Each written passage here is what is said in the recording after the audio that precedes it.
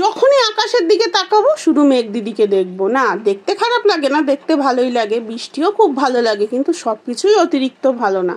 তো যাই হোক, কি আর করা যাবে, প্রকৃতির ব্যাপার। শুভ বিকেল, সবাই কেমন আছো? আশা করছি সবাই ভালো আছো। তোমাদের ভালোবাসায় আমরাও ভালো আছি। বড়দের প্রণাম আর ছোটদের ভালোবাসা জানিয়ে আমি আমার ছোট্ট ব্লগটা শুরু করছি।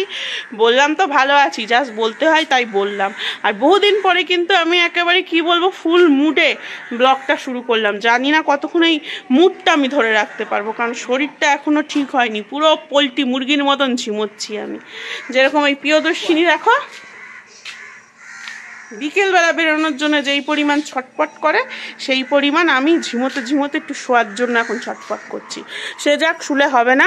পোলট্রি মুরগির কথা বলতে একটা কথা মনে পড়লো। পোলট্রি মুরগির এখন দাম কমে গেছে। তোমাদের দাদা একটা গোটা মুরগি এনে হাজির হয়েছে, বলেছে গোটা মুরগি রান্না করতে। তো সেই নিয়ে আমি একটু টেনশানে আছি, কিভাবে করব কে জানে, কোনোদিন তো করিনি।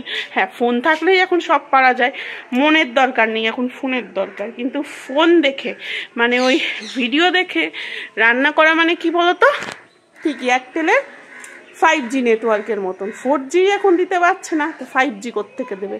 নেটওয়ার্ক ভালো, কিন্তু 5G কোয়ালিটি কিন্তু এখনও এয়ারটেলের হয়নি। ঠিক রান্নার গুণগত মানও কিন্তু ওই ভিডিও দেখে করলে সেরকমই হয়। কথা বলতেও হাঁপাচ্ছি, ভালো লাগছে না। চলো কাজগুলো মেটাই। জয় মা অন্নপূর্ণার জয়। অন্নপূর্ণা মায়ের নাম নিলাম। মা গো, তুমি জাত কুল রক্ষা করো, আমার মানটা বাঁচিও। আমার এই মাংস রান্না করতে গিয়ে আমি সত্যি কথা, রান্না করা কিন্তু এমন কিছু খাটনি না, শুধুমাত্র মশলা মাখিয়ে পিটোপিট করে নামিয়ে রাখলেই মনে হচ্ছে তো হয়ে যাবে। কিন্তু কি বলতো, এত বড় মুরগি কোনোদিন রান্না করিনি, প্রায় 2 কিলো সমান, জানো তো। আমার কেমন ভয় ভয় করতেছে। এত ভয় কিন্তু আমি রাত্রিবেলাও কোনোদিন পাই না। তো যাই হোক, ওই রেগুলার মশলা দিয়েই আমি মাখিয়ে নিলাম। ওই নুন, হলুদ, জিরের গুঁড়ো, ধনের গুঁড়ো, তারপরে হচ্ছে রসুন বাটা, আদা বাটা, লেবু, আর হচ্ছে সর্ষের তেল। চলো এবার গায়ে হলুদ দেওয়ার পালা। ভালো করে এটাকে ম্যারিনেট করে রেখে দিতে হবে। কেমন হবে কে জানে, আমার সত্যিই খুব খুব খুব টেনশান হচ্ছে। এমনিতেই দেখো লঙ্কার গুঁড়ো একটু কমই দিয়েছি, তারপরে আবার ওখান থেকে উড়ে কোন দেশে চলে গেছে। তো চলো ভালো করে একেবারে ভেতরে একেবারে হাড় পর্যন্ত পৌঁছে গেছে আমার মশলা। এবার এটাকে ফ্রিজে ঢাকা দিয়ে রেখে দিই। আমার খুব ইচ্ছে ছিল জানো তো, পেটের মধ্যে না কটা রসুন ঢোকাবো, ঢুকিয়ে ছোটো ছোটো পেঁয়াজ ঢোকাবো, ঢুকিয়ে বেশ একেবারে ফটক বন্ধ করে দেবো, মানে সুই সুতো দিয়ে সেলাই করে দেবো। কিন্তু আমি করার না খুব একটা সাহস পেলাম না, মানে ভরসাই পেলাম না। তো ওটা ফ্রিজে দিয়ে দিয়েছি, দিয়ে এবার বাত্তান ঘষা মাজা চালু করে দিয়েছি। আর বাত্তান একেবারে খুচরো লেভেলের হয়েছে, দুপুরে খুব বেশি বাসন আজকে হয়নি। তো মেজে ঘষে নিই। ওদিকে তো প্রিয়দর্শিনী ওর ঠাম্মির কাছে আছে, ওর ঠাম্মি আবার কাজে নামবে, আমাকেও এবার রেডি হয়ে ওর কাছে চলে যেতে হবে। তো চলো রেডি শেডি হয়ে নিই। আর রেডি শেডি হওয়া মানে দুটো কানের পরা। মুখটাকে না খুব বাজে লাগছে, কিন্তু পরতেও পারি না, কারণ ওই যে প্রিয়দর্শিনী থাবা মারে। আর আমার ভুরু দেখেছো, কুরুক সিংহেরও মানে কি বলবো, লেডি কুরুক সিং হয়ে গেছে। বহুদিন আইব্রো করা হয় না, বহুদিন।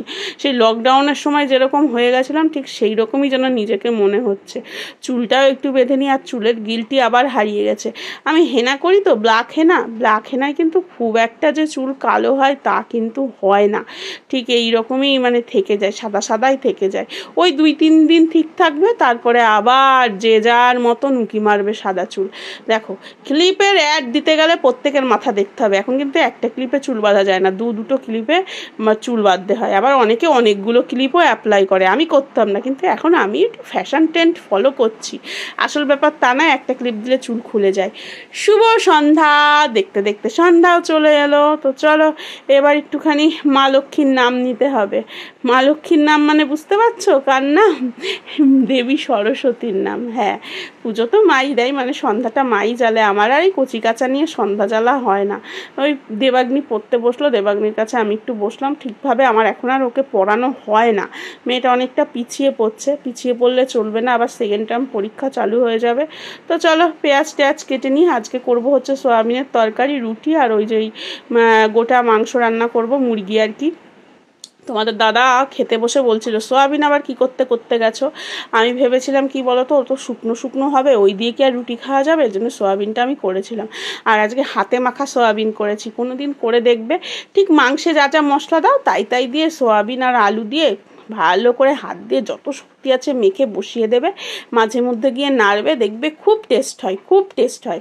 কি বলতো, ওটা ভাত দিয়ে না, এই রুটি বা পরোটা দিয়েই বেশি ভালো লাগে। তো চলো, আমার রুটিও কমপ্লিট, আর ওদিকে তো আমার সয়াবিনটা হচ্ছে। এইবার এই মাংস বসানোর পালা। এত ভারী প্রায় 2 কিলো, জানো তো। আমি কি করে যে উল্টাবো বুঝে উঠতে পারছিলাম না। তোমাদের দাদা বাড়ি এসে বলছে উল্টানো কোনো ব্যাপার, ওটা হাত দিয়েই উল্টানো যায়, কিন্তু আমি হাত দিয়ে সাহস পাইনি। খুন্তি খান্তা দিয়ে উল্টাতে গিয়ে একেবারে জখম করে দিয়েছি, ওর গায়ে খোঁচা মোচা দিয়ে একেবারে শেষ। সত্যি সত্যি কি টেনশান, আর কিরকম খেতে হয়েছে সেটা না হয় আমি পরেই বলি। খাওয়া তো আমাদের হয়ে গেছে, দেখেছো কত মাংস ছিঁড়ে ছিঁড়ে খুলে গেছে।